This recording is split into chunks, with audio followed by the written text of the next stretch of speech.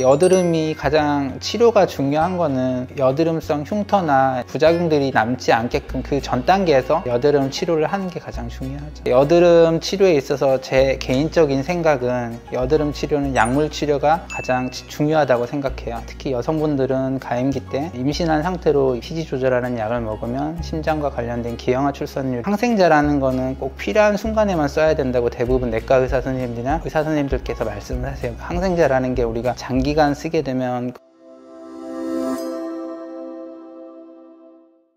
네, 안녕하세요. 뿌띠365 의원 대표원장 공동설입니다. 오늘은 새로 오픈한 색소 레이저 전문 센터에서 이렇게 인터뷰를 하게 되었는데요. 그동안 그 1년이 어떻게 흘러갔는지 모를 정도로 바쁘게 고객님들한테 레이저 치료하면서 이렇게 덕분에 2층으로 올라오게 돼서 너무 감개무량합니다. 감사합니다. 여드름이 생기거나 심해지는 원인은 크게 두 가지 분류로 볼 수가 있어요. 몸에서 피지 분비량이 증가하고 그것을 먹고 자라는 여드름균이 과증식하면 보통 여드름이 심해지게 되는데요. 피지샘 분비를 많이 일어나게 되는 거는 피지를 좀 분비를 억제하는 치료들을 하면 좀 좋죠. 그리고 여드름균 같은 경우는 항생제로 좀 치료를 할 수 있고요. 근데 여기서 이제 고민을 하게 되는데, 여드름 치료에 있어서 제 개인적인 생각은 여드름 치료는 약물 치료가 가장 중요하다고 생각해요. 초기에 여드름이 심해져서 오시면 대부분은 색소 레이저 아니면 후관리 이런 것들에만 중점을 두는데요. 사실 질병으로 여드름은 다가가야 되고, 여드름 피지를 줄여주는 약물 치료라던가 아니면 여드름의 과증식을 억제하는 항생제 치료라던가 이거를 처음부터 사용을 하면 레이저 치료에 대한 의존도나 피부 관리에 대한 의존도가 많이 낮아지거든요. 고객님들 입장에서는 병원에 더 자주 와야 될 필요가 없어지고 사용해야 될 금액 자체가 많이 줄어들게 되는 거죠. 청소년기부터 시작해가지고 20, 30대에 여드름이 가장 호발한다고 보시면 되고요. 나이가 먹으면서 여드름이 조금 완화가 되는데, 말은 쉽잖아요. 완화라는 게 10년, 20년 사이에 여드름이 생겼다가 아물기도 전에 또 생기고 이러면 피부 자체가 약해지면서 꺼지는 구진의 형태가 나타나고, 여드름 흉터가 남으면 색소 치료나 여드름 흉터 치료해 보신 분들은 아시겠지만 이 흉터 치료라는 게 색소 치료보다 훨씬 어렵고 통증도 되게 심하죠. 여드름이 가장 치료가 중요한 거는 여드름성 흉터나 부작용들이 남지 않게끔 그 전 단계에서 여드름 치료를 하는 게 가장 중요하죠. 여드름 치료도 생각을 해보면 우리가 이제 피지를 분비를 줄여주는 치료가 하나가 있고요. 여드름균을 없애는 치료가 하나가 있어요. 피지를 줄여주는 치료는 아까 처음에 얘기했던 것처럼 약물을 통해서 피지선을 좀 말린다던가 이런 치료들이 있습니다. 근데 대부분 그런 치료에서 효과를 보는 것들은 경구 피지 조절하는 약인데, 피지 조절하는 약은 먹어서 전신에서 반응을 하다 보니까 피지선이 좀 줄어들면서 몸이 좀 건조한다든가 아니면 입술 자체가 바싹 마른다든가 자외선에 의한 민감도를 올려서 햇빛에 노출되면 일과성 하상 가능성이 좀 생기고요. 특히 여성분들은 가임기 때 임신한 상태로 피지 조절하는 약을 먹으면 심장과 관련된 기형아 출산율이 월등히 높아지기 때문에 사실 그런 부작용이나 주의사항에 대해서 설명을 듣게 되면 여자분들은 대부분 경구제 복용을 되게 기피 하세요. 물론 우리가 이 약을 먹으면서 피임을 해야 되고 약물을 끊고 나서 한 달 정도 휴약기를 거치고 나서 임신을 계획하면 전혀 문제가 되지는 않고, 또한 남성분한테는 크게 이제 임신과 관련된 부작용들이 없기 때문에 드시는 것이 치료에 있어서 조금 더 빠르게 치료되는 방법이라고 보시면 될 것 같아요. 성인 여드름도 당연히 치료를 해야죠. 왜냐하면 여드름 같은 게 계속 재발을 하다 보면 결국 흉터를 남게 되고 색소 침착을 남게 되니까 전 단계에서 미연에 치료하는 게 가장 좋죠. 그리고 약물 치료라는 건 사실 이제 챙겨 먹기도 귀찮고 먹으면서 불편한 것들이 있잖아요. 그러면 또 한 가지 옵션은 뭐냐면, 피부 속으로 여드름균이 과증식하고 피지가 많이 분비되는 얼굴에다가 피지를 조절할 수 있는 어떠한 약물을 바르고 레이저나 또는 관리기계를 통해서 침투시키는 방법들이 있어요. 예를 들어서 에토존 PTT라고 하는 피지선을 조절하는 그런 약물은 토닝이나 제네시스라는 레이저를 통해서 피부 속으로 침투를 시킬 수 있는데, 사실은 그 전에 조금 더 침투율을 높이기 위해서 LDM이라는 관리기계, 초음파 기계를 통해서 진피 속 깊이에다가 침투를 시키고 나서 레이저를 쏘면 침투 깊이가 더 깊어지고 효율도 더 많이 나거든요. 또한 우리가 항생제를 예를 들어서 항생제를 복용했을 때 여드름균을 좀 없앨 수 있잖아요. 항생제라는 거는 꼭 필요한 순간에만 써야 된다고 대부분 내과 의사 선생님들이나 의사 선생님들께서 말씀을 하세요. 항생제라는 게 우리가 장기간 쓰게 되면 거기에서 항생제 내성균들이 생기게 되고 어떤 특정 항생제에 내성이 생기게 되면 대부분 나이가 들어서 폐렴이나 요로간염 같은 것을 생기게 되고 거기에서 이제 항생제 내성균이 과증식하게 되면 질병 자체로 컨트롤이 안 되니까 생을 마감하게 되는 경우도 있기 때문에 항생제는 꼭 필요한 순간에 짧게 쓰고 끊어야지 장기간 쓸 수가 없어요. 그런데 레이저 치료가 요즘에 이제 많이 개발이 되다 보니까 항생제 개념으로 우리가 자외선을 사용해서 여드름균을 좀 없애는 치료들이 있잖아요. 그런 것들 중에 하나가 카프리라는 레이저고 또 하나의 모드는 그 중에서도 피지선을 말리는 모드가 있는데 비교적 통증이 없이 빠르게 레이저를 할 수 있다는 장점이 있고 얼굴에만 조사하면은 얼굴에 있는 피지선이 좀 말리고 되게 심한 등드름도 많이 오시거든요. 여러 가지 치료할 수 있는 옵션들이 많다는 것 자체가 고객님들의 각 개별 특성에 맞게끔 치료를 얼마나 잘할 수 있냐 이것과도 많이 연관이 되어 있죠.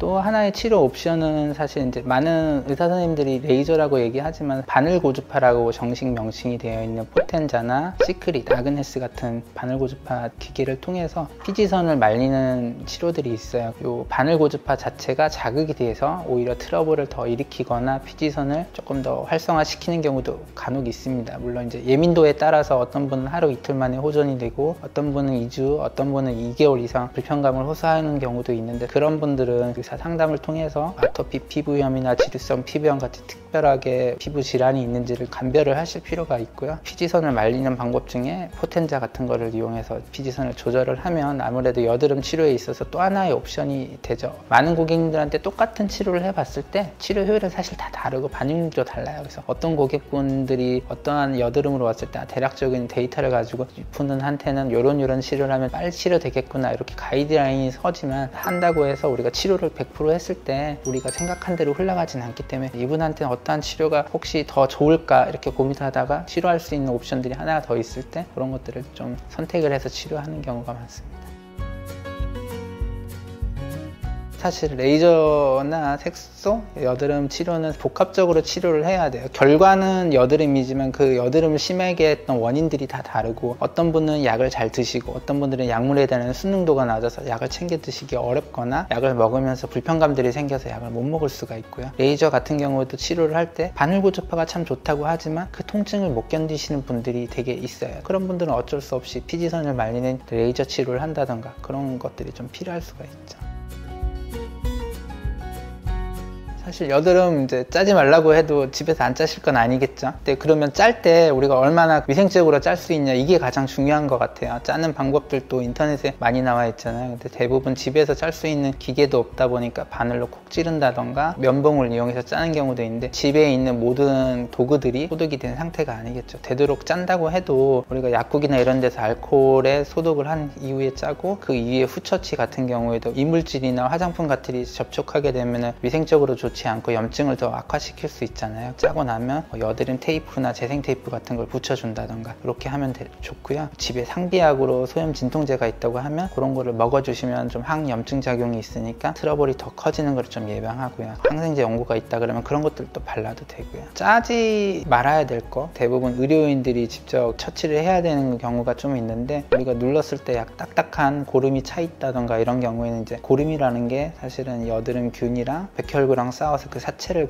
농이라고 하는 건데 보통 대부분 농이 많이 차 있으면 배농을 해야 돼요. 병원에 와서 그 크기가 크다 그러면 우리가 의료용 칼로 자를 수도 있고 아니면 바늘을 이용해서 펑처를 해서 새끼를 만들어 가지고 좀 배농하는 경우도 있기 때문에 우리가 만졌을 때 너무 딱딱하거나 아니면 크기가 증가한다던가 색깔이 약간 선홍색에서 검붉게 바뀐다던가 이러면 반드시 의사의 진료가 필요하고 후처치가 필요하고 항생제 치료가 필요할 수 있으니까 되도록 그럴 경우에는 가까운 병원에 내원하시면 좋을 것 같고요. 여드름 트러블이 났을 때 집에서 짜다 보면 더 커지고 검붉어지는 경우가 있잖아요. 어떤 상처가 났을 때 그 아무는 과정에서 염증 반응 후에 가색소 침착이라는 게 났는데 이게 너무 광범위하거나 이런 경우에는 오랜 시간이 지나야지 어느 정도 회복이 된단 말이에요. 그런 상태로 가기 전에 피부과나 병원에 내원해서 처치를 받으시는 것이 후유증이나 색소 침착이 남지 않는 방법이겠죠.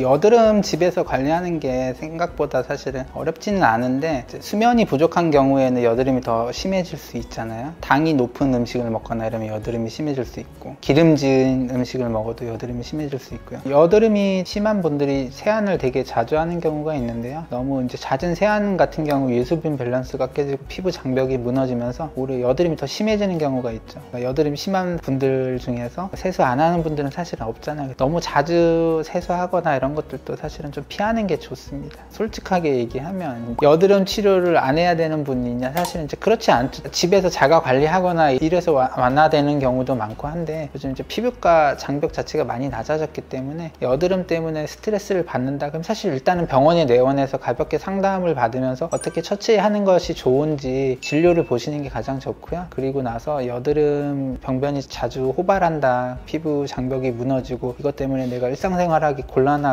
색소가 너무 침착이 돼가지고 외부인을 만나기도 싫다, 뭐 이러면 당연히 레이저 치료랑 약물 치료를 병행하시는 게 좋죠. 여드름 흉터가 우리가 생겼어요. 그래서 10년이 지났다고 얘기를 할게요. 여드름 흉터가 10년이 지났으니까 나 이제 치료 못할 것 같아, 치료가 이게 될까? 이렇게 고민하시면 안 돼요. 여드름 흉터라는 게 생긴 지 1년 된 거나 10년 된 거나 치료는 크게 다르진 않아요. 다만 여드름 치료를 받으러 오시는 분의 피부 재생 속도가 얼마나 빠르냐, 예를 들어서 20대인 분이 50대인 분보다는 피부 재생 속도가 훨씬 빠르고 더 효율적일 거 아니에요. 젊은 분들에 있어서 피부 흉터나 이런 치료 효과의 개선도가 더 높을 수 있다는 거죠. 여드름 흉터가 생겼다고 너무 고민하지 마시고요. 가까운 병원에 내원해서 진료를 보시는 게 좋습니다. 오늘은 저희 병원에 여드름 치료로 찾아오시는 고객님들이 많기 때문에 여드름에 대해서 간단하게 이야기해보는 시간을 가졌고요. 저희 영상이 도움이 되셨다면 구독과 좋아요를 부탁드립니다. 시청해주셔서 감사합니다.